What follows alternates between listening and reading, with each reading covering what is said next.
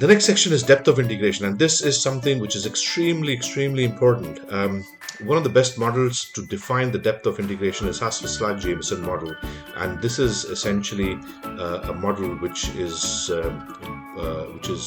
between the strategic interdependence versus strategic independence, right? So, for example, if you acquired a company, let's say to access a new market, and you want to keep it. Why? Because the strategic need for interdependence, meaning the day-to-day discussions between the acquiring and the acquired company is limited. So therefore, the interdependence is going to be low. On the other side, the need to keep the organization operate at its full steam with its full steam is going to be high. So that's where you preserve. On the other side, you may decide to buy a products company where you really don't need anymore the sales and marketing. You don't need the management layer, because your acquiring organization already have those two structures.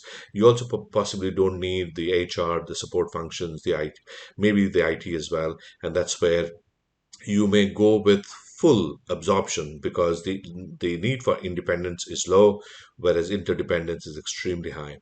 The most complex one is where you have both the need of interdependence as well as independence, and this is where two large companies come together and try to create a kind of a mix of best practices across the organization. So this is what we call symbiosis.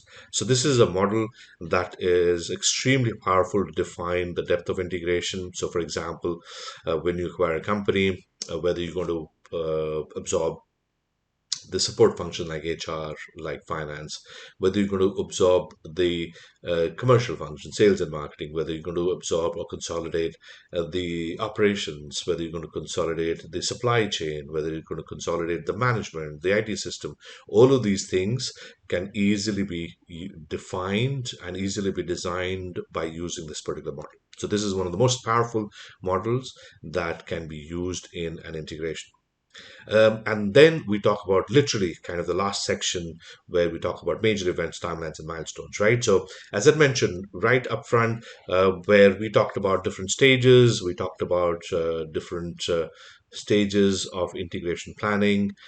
So, announcement. Announcement is essentially when an active integration stage starts, right? So, prior to the announcement, during the deal sourcing, during the original strategy, the involvement of integration is more on creating slates, creating frameworks, rather than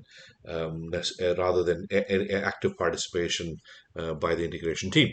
The moment the announcement gets made, the integration team starts uh, their um, their active participation, right? So announcement followed by day one. Prior to day one, as I mentioned, you had the closing exercise. This is where you talked about the design of integration, and then post the day one, the 100 days. This concept has come from GE.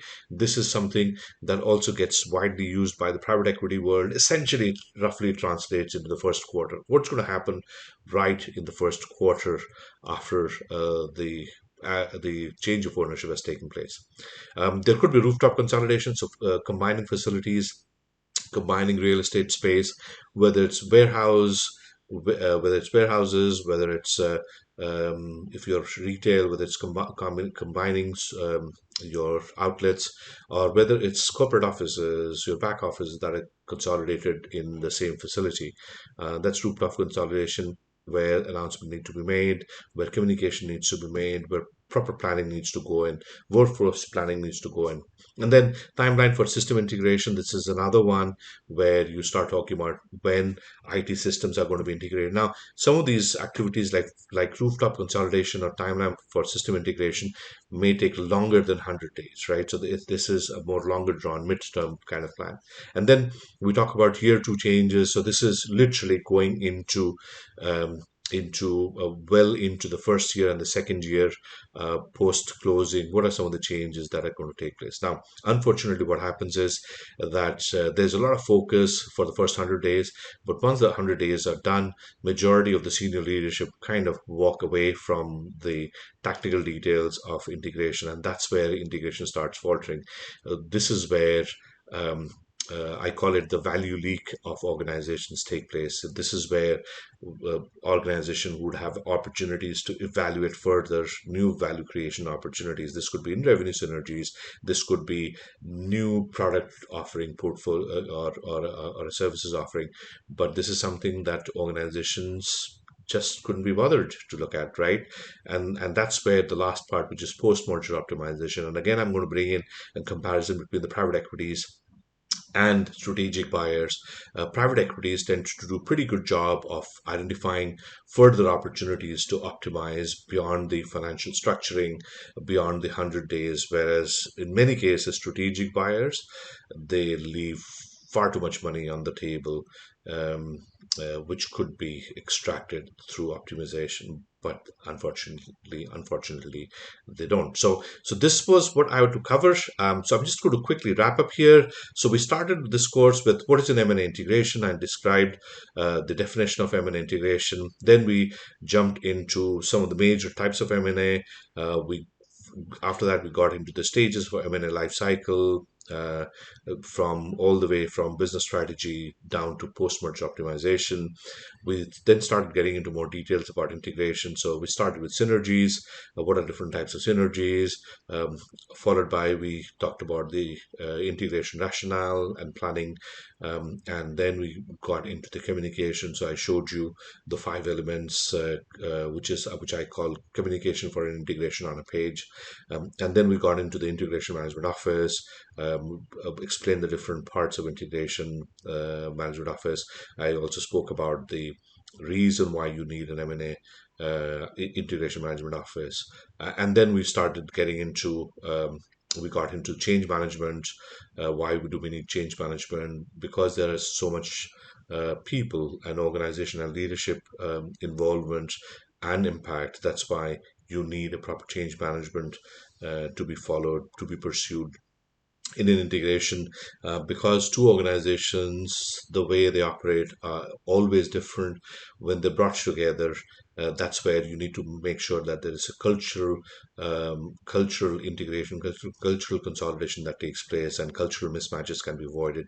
And then finally, I mentioned about the most important and the most effective framework that should be used in an M&A integration, and that was the hospice agreement model. And then finally, the major events, the timelines, and some of the aspects that I wanted to share. So this was it that I wanted to share with you. Hope you found value. This is again a quick introduction to get you up to speed on what are the different things that you would need as part of an M&A integration. Now, obviously, you can visit our websites for more details. You can also read up. There are quite a few bits of literature available on the internet, as well as there are a few good books that have been written on this one for you to develop your skills further. So with that, I would like to say thank you again, and I wish you all the best with your career in the M&A integration journey. Thank you.